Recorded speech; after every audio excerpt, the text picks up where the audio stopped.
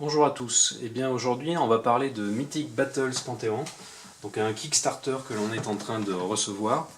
Donc dans cette vidéo je ne parlerai que de la boîte de base, hein, la boîte core. Donc je ferai une présentation du matériel et une présentation générale des règles en ne parlant que de cette boîte, parce que dans le Kickstarter il y a donc une deuxième boîte de Stretch Goals, donc la Pandora Box, mais j'en parlerai pas dans cette vidéo. Voilà. Bon, alors pour faire un tour rapide du matériel du jeu, donc on va avoir évidemment deux grands plateaux recto verso, hein, donc qui vont représenter l'Olympe en ruine, qui est celui-ci. On a le Tartare, le Styx et puis le Labyrinthe de Minos. Ensuite évidemment on a des figurines qui sont superbes, donc je ne vais pas vous les passer toutes en revue, mais surtout que vous trouverez sur des vidéos d'unboxing qui les présenteront. Voilà, des figurines qui sont assez grandes, qui sont détaillées.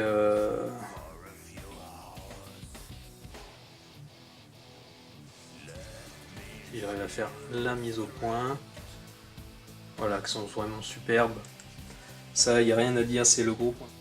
Donc je disais le gros point fort du jeu, donc ce sont ces figurines et puis son gameplay, mais on y reviendra tout à l'heure. Voilà, donc Zeus.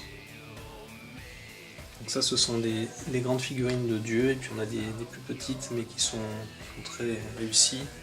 Ici, donc Héraclès par exemple. Voilà, donc très belle figurine. Donc aussi des éléments de décor 3D en carton. Donc là on a des arbres, donc sur les zones forestières. On a des colonnes en ruine. Donc ce qui est sympa, c'est que certains héros, notamment Héraclès, peuvent interagir avec ces éléments de décor, notamment donc les colonnes en ruine. On y reviendra tout à l'heure. Alors il y a aussi des rochers 3D. Alors bon, donc ça, bon, on va tout de suite en parler, comme ça on n'en parlera plus. Bon, bah, c'est pas très esthétique, hein, ça c'est, je trouve. Et puis en plus ils sont pas faciles à monter. Voilà.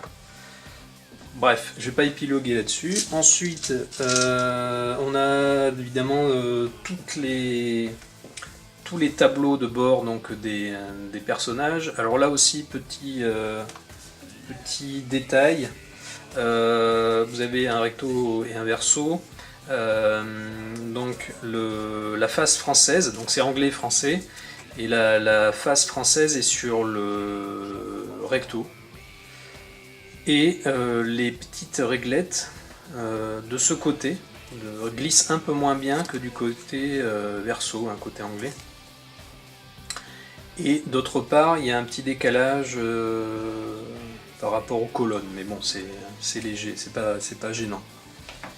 Voilà, dans les petites choses aussi, moi, qui m'ont pas trop plu, hein, comme ça on n'en parle plus, c'est que le jeu est français-anglais, donc on va se retrouver avec ce genre de gros paquets, qui sont les cartes anglaises, voilà, qui est donc deux paquets en double, enfin un paquet en double, notamment, puisqu'après il y a un paquet commun pour les cartes Omphalos et puis les cartes Art de la guerre. Donc ça, il y a un paquet donc en double qui est assez important, qui alourdit la boîte, et on a également tous les livrets de règles qui vont avoir leur pendant anglais. Donc on a un livret de démarrage, un livret de règles et un livret de scénario, et la même chose en anglais. Donc on va se retrouver avec 3 livrets dans la boîte qui ne serviront à rien. Ensuite, on a également des aides de jeu. Alors là, par contre, qui sont vraiment, moi personnellement, que je trouve très très bien faites, très claires et très jolies. Voilà, ça c'est super. Elles sont vraiment très très chic, très jolies. Dans les cartes, donc on a les cartes d'activation des. Là, je prends un deck, hein, des cartes d'activation d'unités, hein, donc Achille pour les troupes et puis les dieux.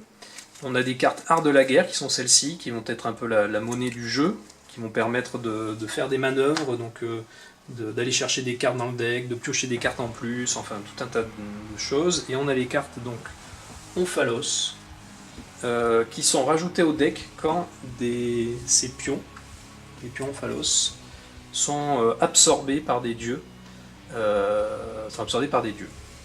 Voilà. Donc ces Omphalos, dans le mode escarmouche, représentent en fait les objectifs, hein, les objectifs à collecter. On a également 10 dés qui sont de très bonne qualité. Par contre, pour un jeu d'escarmouche, ça aurait été bien qu'on en ait 10 de plus pour l'autre joueur ou l'autre équipe. Mais bon. Donc voilà. Question matérielle, il y a également des pions, hein, donc je les ai pas tous dépunchés, mais il y a toute une série de pions qui vont sûrement servir dans les autres types de modes de jeu, hein, puisqu'il n'y a pas que le mode escarmouche, le livret de scénario présente tout un tas d'autres modes. Donc on a le premier évidemment qui est escarmouche, hein, donc avec les mises en place pour 2, 3, 4 joueurs. Et on peut également faire interagir des villageois dans ce mode escarmouche. Donc là je ne l'ai pas encore testé. On peut jouer en équipe, voilà. Et ensuite on a d'autres modes de jeu. Donc par exemple la quête de l'Omphalos suprême. Donc là il faut aller collecter une seule Omphalos. Et on a tout un tas d'autres choses, hein. Donc ça c'est ce qui vraiment enrichit le gameplay. Voilà, condamner les enfers. Alors aussi on peut jouer en solo, hein. Il y a des modes coopératifs. Vous voyez ici on peut jouer de 1 à 4. Donc il y a un mode, mode coopératif, le projet commun, etc. Vous voyez ici encore la chasse à l'hydre 1 à 3, donc il y a un jeu solo ou coopératif. Bon voilà, ça c'est des petits modes, je dirais pas anecdotiques, mais qui complètent bien tout le jeu. Donc il y a beaucoup de choses, et ce livret de scénario, moi je le trouve qu'il est très bien fait. Il est clair, voilà, très bien ce livret de scénario. Le livret de règles, il est bien aussi. Après en termes de clarté, certaines fois je trouve qu'au niveau de la mise en page ça aurait pu être un peu plus clair à certains endroits. Bon, voilà, mais je veux dire, on est loin de Conan, première version. Le livret, lui, le livret de règles est très bien fait. Voilà, et puis on a aussi ce qui est sympa, à la fin, un petit rappel de la mythologie grecque, enfin la description des dieux et des héros, avec une petite explication, une petite historique des personnages, et en même temps des conseils de gameplay, hein. Comment on peut les jouer, à quoi ils peuvent servir par rapport à leur pouvoir et leur talent. Donc voilà, les 3 livrets sont bien, et donc le guide de démarrage, qui va lui proposer une mise en place pour une petite partie d'escarmouche avec 2 équipes réduites qui vont s'affronter, et puis voilà, ça permet d'expliquer comment on met en place et comment on joue l'escarmouche dans une version allégée, c'est-à-dire qu'il n'y aura pas de décor 3D à positionner sur le plateau. Voilà, bref. Donc voilà pour le tour du matériel du jeu. Voilà, donc pour terminer cette courte vidéo, cette première courte vidéo Donc sur le jeu, je ferai d'autres vidéos pour rentrer dans le détail de la jouabilité, du gameplay. Je vais vous expliquer comment on met en place une partie d'escarmouche, hein, donc qui est le premier mode de jeu.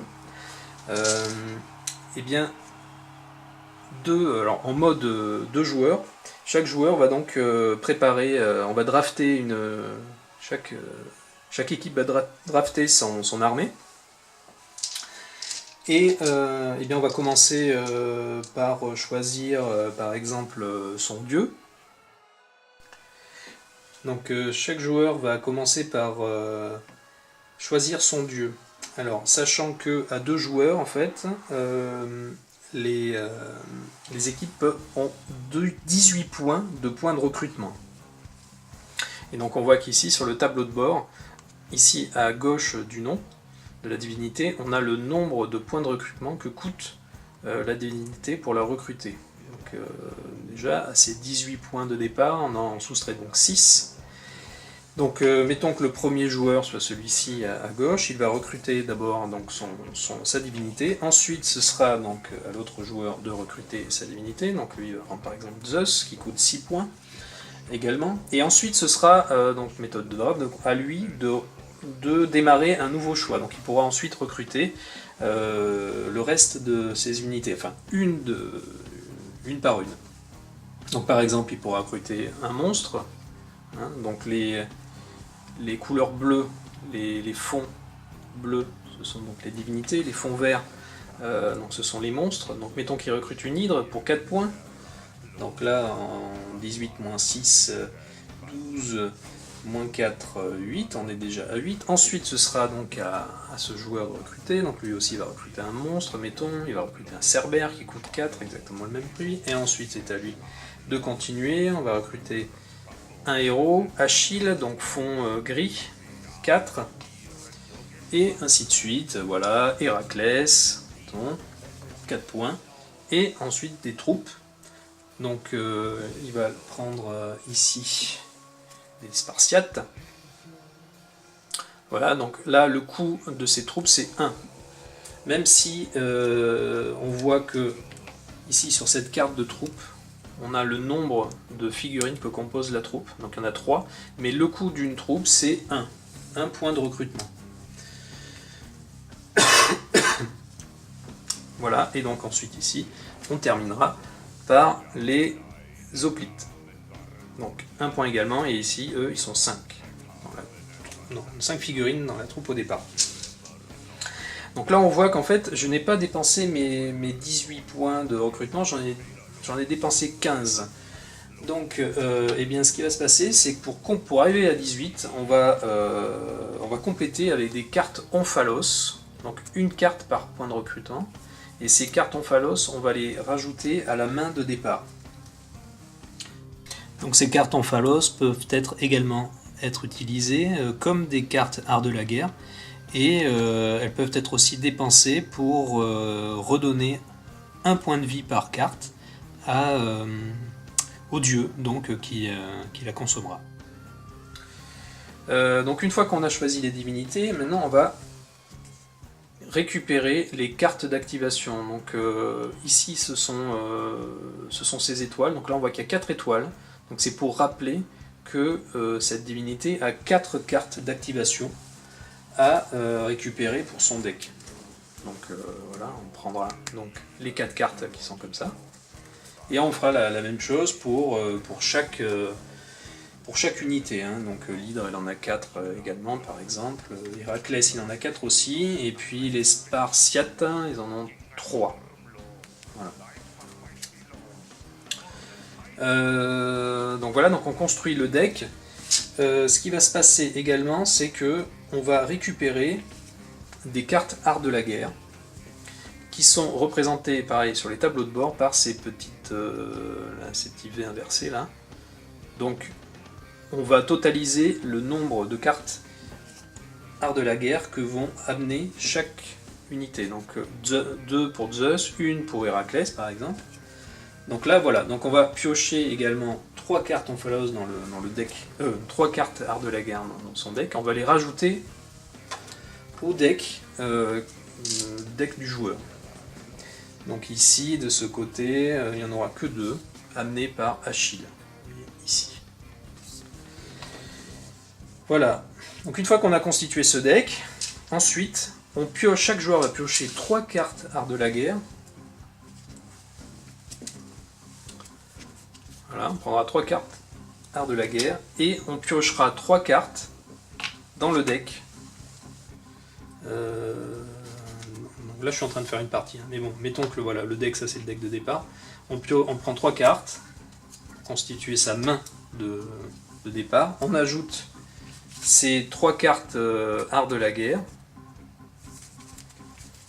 Et on rajoute également les cartes Omphalos qui nous ont servi à compléter nos points de recrutement. Donc il y en avait 3, j'étais 15 pour aller à 18, 3. Donc voilà, donc j'aurai 3 cartes, ma main de départ sera constituée par 3 cartes Omphalos, 3 cartes de la guerre, et voilà.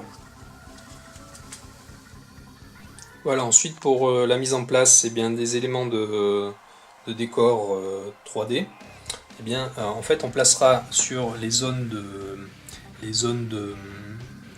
décor, hein, 3D, c'est-à-dire les zones forestières, les zones de ruines anciennes, eh bien, les joueurs vont décider s'ils placent 1 à 3 éléments de décor. Bon, pour les rochers, il n'y aura qu'un seul élément à poser sur la zone. Par contre, sur ces éléments de forêt et de ruines, on va poser de 1 à 3 éléments de décor. Donc, évidemment, c'est à décider suivant les joueurs et suivant les héros utilisés, parce qu'on voit qu'Héraclès, lui, peut utiliser ces éléments de décor. Donc si les joueurs n'arrivent pas à se mettre d'accord, on pose au moins un élément de décor sur chaque zone. Voilà.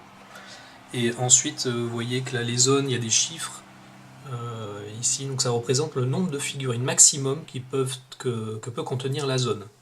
Voilà, ça c'est une très bonne idée, je trouve. Au moins on ne se pose pas de questions, comme des fois par exemple dans Conan, où il y a une zone arrive en saturation, mais c'est pas toujours évident de se mettre d'accord. Donc là au moins il n'y a pas de questions à se poser. Voilà. Donc chaque unité représente un point, hein, donc voilà, que ce soit un monstre, un héros ou une troupe. Et c'est pas le nombre de figurines, hein. C'est une troupe qui est 1, 2, 3, 4 figurines, ça représente un point de valeur d'occupation, quoi. Voilà. Ensuite, eh bien, on va décider par exemple à 2 joueurs. Alors là on a les mises en place des Omphalos suivant le nombre de joueurs. Donc par exemple à 2 sur bien le bateau que j'utilise actuellement. Voilà, on va placer les Omphalos. Voilà. Si les joueurs sont à gauche et à droite, on va les placer dans ces zones. Ensuite, ici, par exemple, mise en place B, on a plusieurs propositions de mise en place. On a deux par plateau. Donc voilà, bah, écoutez, ah oui, donc les conditions de victoire, évidemment, en mode escarmouche, eh bien ce sera soit le joueur gagnant sera celui qui aura sa ou ses divinités les dernières en vie, et également le moyen de gagner, c'est d'absorber 4 Omphalos. Voilà. Voilà pour les conditions de victoire. Donc je vais m'arrêter ici pour cette première vidéo, et donc je vous dis à bientôt pour une autre vidéo concernant plutôt le gameplay. Voilà, à très bientôt.